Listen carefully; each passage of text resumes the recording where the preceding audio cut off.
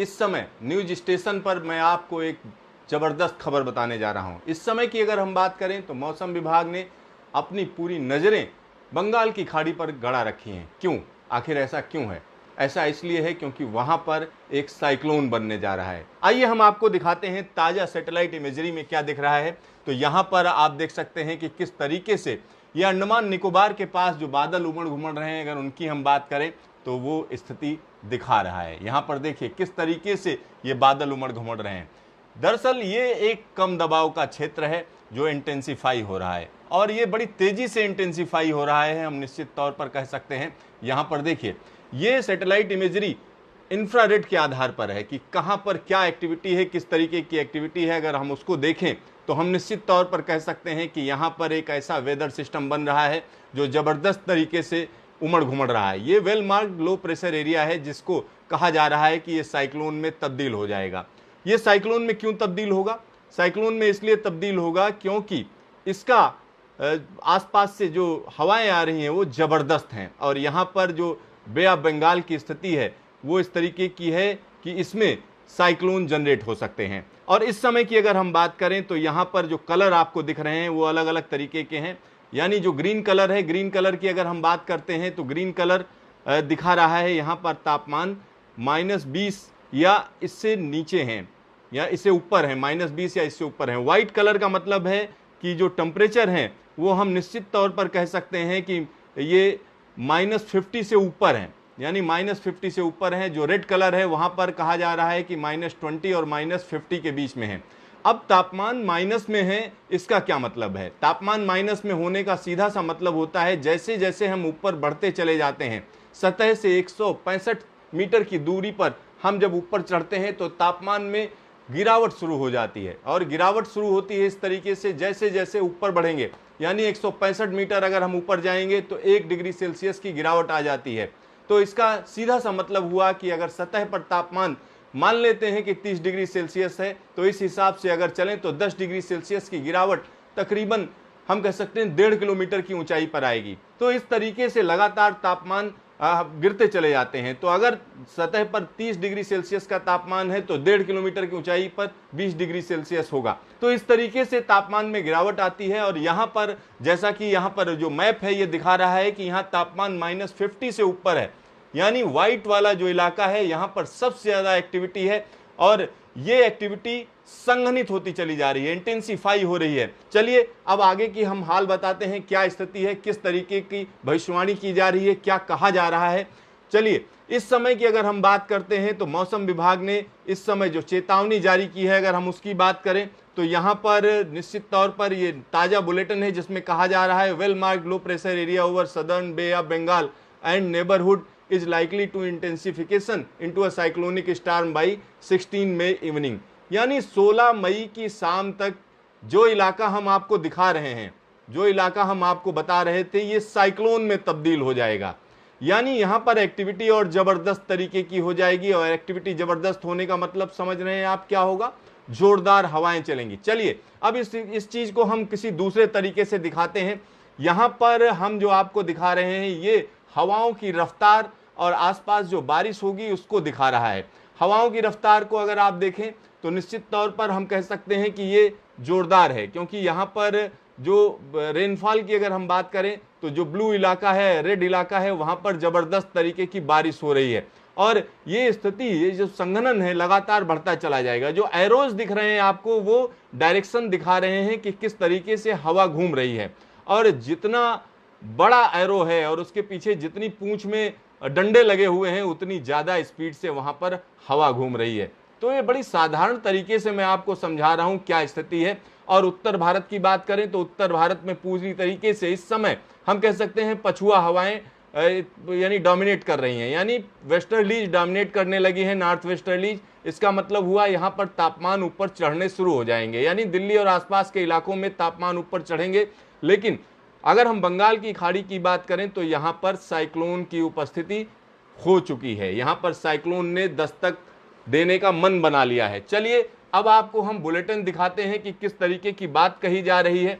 अब बुलेटिन में क्या क्या कहा गया है, अगर हम बुलेटिन की बात करें तो ये कहा जा रहा है सीधा सीधा, low pressure area over south east Bay of Bengal and adjoining south Andaman Sea lay as a well marked low pressure area over south east Bay of Bengal. सुबह सुबह तक की जो स्थिति है उसमें कहा गया लो प्रेशर वेल मार्क्ड हो चुका है, यानी उसमें ताकत और आ गई। It is very likely concentrate into a depression over central part. जब बे ऑफ बंगाल के सेंट्रल पार्ट में कल तक जो स्थिति, यानी आज की बात की जा रही है, आज शाम तक स्थिति ऐसी हो जाएगी कि डिप्रेशन बन जाएगा और उसके बाद 16 तारीख की शाम को एक साइक्लोन में तब्दील हो जाएगा, चक्रवाती तूफान बन जाएगा, cyclonic storm over the same region by the 16th evening. यानी 16 तारीख की शाम की हम बात करें तो ये साइक्लोन बन जाएगा। और जब ये साइक्लोन बन जाएगा तो क्या करेगा, साइक्लोन बन जाएगा तो ये क्या करेगा, इसका पहली बात तो नाम क्या होगा, नाम पहले से तय है, मौसम विभाग ने पहले से इसका नाम तय कर रखा है, इसका नाम अम्पन होगा। ये अम्पन नाम का साइक्लोन बनेगा और ये साइक्लोन, इसमें जबरदस्त तरीके की स्पीड होगी, यानी इसके अंदर जो हवाएं चलेंगी वो जबरदस्त तरीके से चलेंगी। और ये किधर चल देगा, ये उड़ीसा की तरफ चल देगा, लेकिन उड़ीसा पहुंचेगा नहीं, यानी इसकी डायरेक्शन उड़ीसा की तरफ होगी लेकिन उड़ीसा पहुंचेगा नहीं। चलिए क्यों ऐसा होगा, आइए हम आपको दिखाते हैं। यहां पर जो बात कही जा रही है वो कहा जा रहा है कि ये जो तूफान है जब इस तरीके की स्थिति पैदा करेगा उसके बाद क्या होगा, उसके बाद ये क्या करेगा कि ये डायरेक्शन इसकी बदल जाएगी, क्योंकि अगर 16 तारीख को ये जब तूफान बन जाएगा और 17 तक अगर हम देखें तो नॉर्थ वेस्ट वार्ड चलेगा शुरुआत में, और उसके बाद 17 के बाद जो है ये रिकर्व करेगा, किधर रिकर्व करेगा, नॉर्थ ईस्ट वार्ड, यानी ये बांग्लादेश की तरफ मुड़ जाएगा। ये तूफान पहले तो चलेगा उड़ीसा की तरफ लेकिन बाद में मुड़ जाएगा। और साथ ही साथ कहां कहां क्या क्या होगा उसके बारे में चेतावनी दी है अंडमान निकोबार में। इसकी वजह से हम कह सकते हैं मानसून पहुंच जाएगा, मानसून पहुंचने की घोषणा हो जाएगी, यानी 16 तारीख को दस्तक दे देगा अंडमान सी में मानसून। और उसके बाद की अगर हम बात करते हैं तो सेंट्रल ये कोस्टल उड़ीसा में जो है जगह जगह पर लाइट टू मॉडरेट रेनफॉल होने लगेगी और कुछ जगहों पर भारी बारिश भी हो सकती है। कब हो सकती है, 18 मई को। और 19 तारीख को heavy to very heavy rainfall भी होगी, कहां कहां, उड़ीसा की कुछ कोस्टल एरियाज में। और इसी तरीके से गंगेटिक वेस्ट बंगाल की अगर हम बात करते हैं तो वहां पर भी लाइट टू मॉडरेट रेनफॉल होगी और कुछ जगहों पर 19 मई या 20 मई की अगर हम बात करते हैं तो heavy to very heavy rainfall भी होगी। चलिए अब हम हवाओं की रफ्तार बता देते हैं कि किस तरीके की रफ्तार रहेगी। तो यहाँ पर जब साइक्लोन होता है, साइक्लोन के अंदर हवाओं की रफ्तार ज़्यादा होती है, लेकिन इससे बहुत बड़ा फर्क नहीं पड़ता है, क्योंकि साइक्लोन तभी नुकसान पहुंचाता है जब वो हम कह सकते हैं समंदर से जमीन पर आता है, यानी जब वो स्ट्राइक करता है कोस्टल एरिया में या जब जमीन पर उतरता है तो पूरी ताकत से वहां पर प्रहार करता है। लेकिन इस तूफान के मामले में ऐसा नहीं होने जा रहा है अभी फिलहाल। अभी की बात करें तो क्या क्या होगा उसके बारे में दिया हुआ है 15 मई के लिए, यानी आज के लिए कहा जा रहा है कि जो तूफान है वहां पर हवाओं की रफ्तार 45 से 55 किलोमीटर प्रति घंटे रहेगी और जो गस्टिंग होगी 65 किलोमीटर तक जाएगी। अंडमान सी के लिए 40 से 50 किलोमीटर और 60 किलोमीटर प्रति घंटे की गस्टिंग हो जाएगी। 16 मई को जो हवाएं होंगी तूफान के अंदर वो क्या हो जाएगा, 55 से 65 किलोमीटर प्रति घंटे की रफ्तार होगी और 75 किलोमीटर प्रति घंटे की गस्टिंग होगी। यानी 16 तारीख को जब ये तूफान जब अम्पन चक्रवाती तूफान में तब्दील होगा तब ये स्थिति बनेगी। 17 तारीख के लिए भी वार्निंग जारी की गई है अंडमान सी और साथ ही साथ बे ऑफ बंगाल के लिए। 18 के लिए भी इसी तरीके की वार्निंग है। और 18 के लिए एक और खास बात है, 18 तारीख को नॉर्थ आंध्र प्रदेश और उड़ीसा के जो तटीय इलाके हैं वहां पर जबरदस्त तरीके से हवाएं चलने की चेतावनी जारी की गई है। यानी आंध्र प्रदेश और उड़ीसा के लोगों को सतर्क रहना चाहिए, क्योंकि वहां पर 18 तारीख को जो तटीय इलाके हैं वहां पर जो हवाओं की रफ्तार रहेगी 40 से 50 किलोमीटर और 60 किलोमीटर तक जाएगी। और 19 तारीख की अगर हम बात करें तो उड़ीसा और पश्चिम बंगाल के लिए वार्निंग है 19 तारीख के लिए। वहां पर जो कोस्टल एरिया है वहां पर हवाओं की रफ्तार 60 से 70 किलोमीटर प्रति घंटे की पर चली जाएगी। और इसकी वजह से क्या क्या होगा, तो इसमें साफ साफ कहा जा रहा है कि मौसम विभाग का कहना है इसकी वजह से उड़ीसा और पश्चिम बंगाल के तमाम लोगों को सावधान रहने की जरूरत है। साथ ही साथ उत्तरी आंध्र प्रदेश की अगर हम बात करें जो कोस्टल एरिया है उड़ीसा से लगा हुआ, वहां भी लोगों को सतर्क रहने की जरूरत है और प्रशासन जैसा कहे उस तरीके का एक्शन लेने की जरूरत है। और लगातार प्रशासन पर नजर रखिए कि वो क्या कह रहा है, क्योंकि सरकार वहां के लिए बंदोबस्त करेगी, तमाम तरीके की चेतावनी जारी करेगी।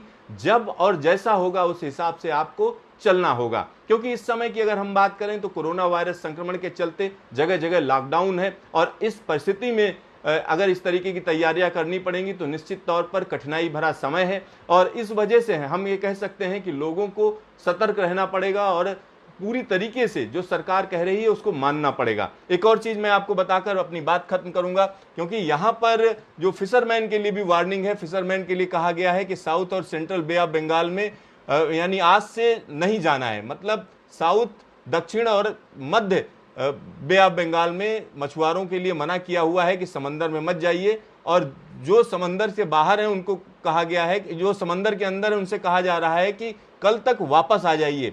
यानी समंदर में है जो उनसे कहा जा रहा है वापस आइए, और जो समंदर में नहीं है तो उनसे कहा जा रहा है समंदर में मत जाइए। तो ये जो है एक तरीके से वार्निंग इशू की गई है।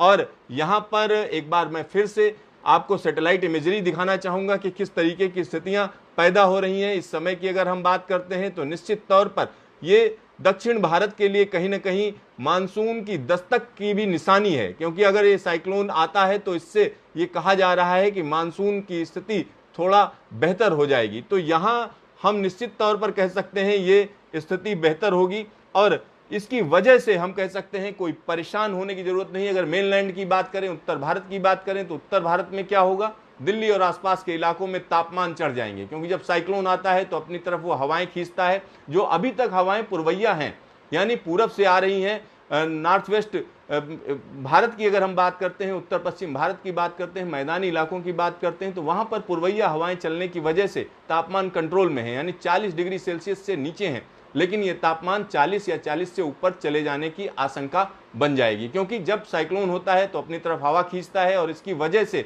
हम कह सकते हैं कि पूरी तरीके से वेस्टर्ली पैटर्न सेट हो जाएगा और इसकी वजह से उत्तर पश्चिम भारत के तमाम इलाकों में तापमान भी चढ़ जाएंगे। लेकिन इस तूफान की वजह से भारत में किसी बड़े नुकसान की आशंका फिलहाल नजर नहीं आ रही है।